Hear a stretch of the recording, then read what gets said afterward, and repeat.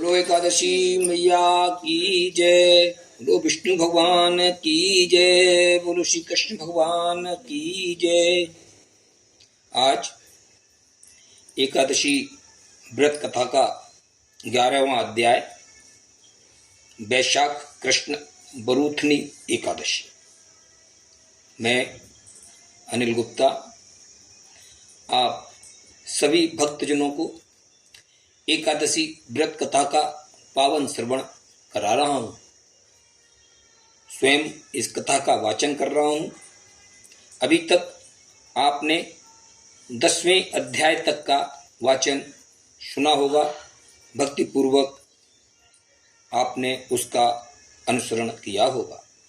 आइए सुनते हैं 11वें अध्याय की पावन कथा वैशाख कृष्ण बरूथनी एकादशी। इतनी कथा सुनकर धर्मराज दुष्टर कहने लगे कि हे केशव, अब वैशाखवदी 11 को कथा सुनाने की कृपा कीजिए, क्योंकि पुण्यदाता एकादशियों की कथा सुन सुनकर मेरा चित्त अति प्रसन्न होता हुआ निरंतर उसकी सुखदा कथाओं के सुनने के लिए लालायित होता जा रहा है। अतएव उसका नाम और विधि विधान शीघ्र ही वर्णन करने की कृपा कीजिए। युधिष्ठिर के ये वाक्य सुनकर भगवान आनंद कंद मुरली मनोहर कहने लगे कि हे धर्मपुत्र, ये आपने जगत के लिए उत्तम प्रश्न किया है। अतएव मैं आपके सामने इसकी विधि का वर्णन करता हूँ, सो सुनिए।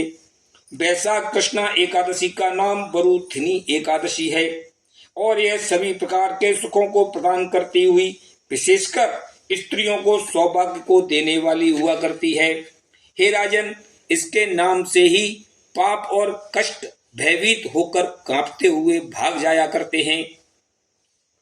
अतएव राजा मानदाता को स्वर्ग में पहुंचाने वाली इस एकादशी का व्रत प्रत्येक स्त्री पुरुषों को अवश्य करना चाहिए।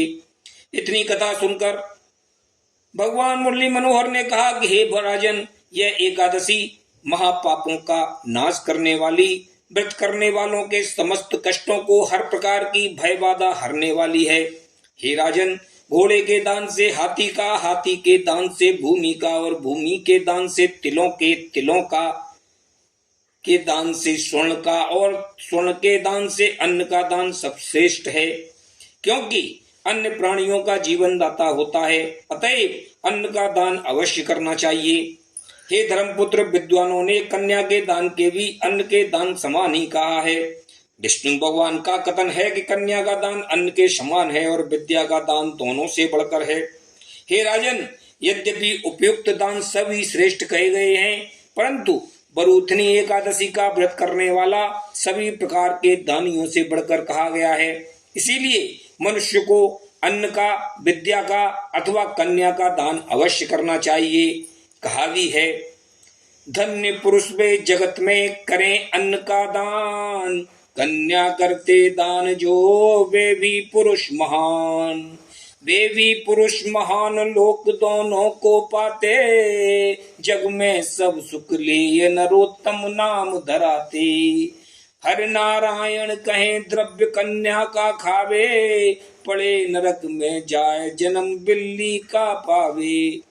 इसीलिए हे धर्मज्ञ, अपनी पुत्री का द्रव्य लेकर ब्याहने का विचार ना तो कभी भूलकर स्वप्न में भी करना चाहिए और न किसी अन्य वस्तु के लोभ में पड़कर अपना धर्म ही खोना चाहिए, क्योंकि लड़की का दान करने वाला संसार में सभी सुखों को प्राप्त कर अंत में स्वर्ग को प्राप्त किया करता है और लड़की का द्रव्य लेने वाला जगत में अपयश जैसी तुच्छ वस्तु को प्राप्त किया करता हुआ अंत में नरकों की अनेक यातनाएं भोगा करता है।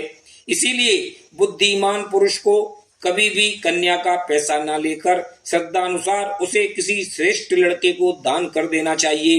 हे राजन, जो पापी पुरुष अपने पुत्रों का पैसा लेते हैं अपनी अथवा उसके बदले में अपने पुत्र को विवाहते हैं, वो न तो कभी संसार में ही सुख पाया करते हैं और न नरक की यातनाओं के कष्टों से ही बचा करते हैं।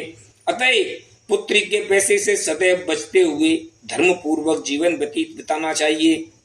इतनी कथा सुनाकर भगवान मुरली मनोहर कहने लगे कि हे धर्मज्ञ, अब मैं कन्यादान के समान फल देने वाली इस बरूतनी एकादशी के व्रत की विधि को कहता हूँ, सो सुनिए।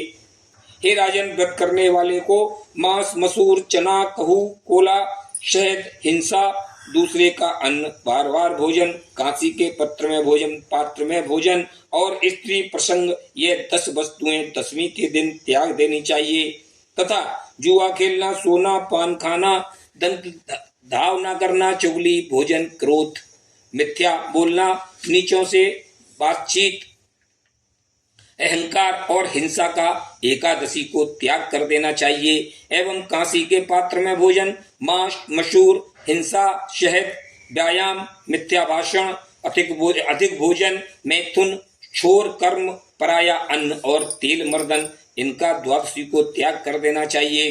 हे धर्मपुत्र, इस प्रकार सत्य, शांति और संतोष को धारण कर अशुभ कर्मों का त्याग करता हुआ जो स्त्री पुरुष इस बरूतनी एकादशी का व्रत करेगा अथवा इसकी कथा को मन लगाकर कहेगा, सुनेगा, वह संसार में सभी प्रकार के सुखों को प्राप्त करता हुआ अंत में सदगति को प्राप्त हो जाएगा। बोलो श्री एकादशी मैया की जय। इति भविष्योत्तर पुराणे वैशाख कृष्ण बरूतनी एकादशी व्रत कथायाम एकादशो अध्याय समाप्ति। बोलो शंकर श्री कृष्ण भगवान की जय, बोलो विष्णु भगवान की जय, बोलो एकादशी मैया की जय।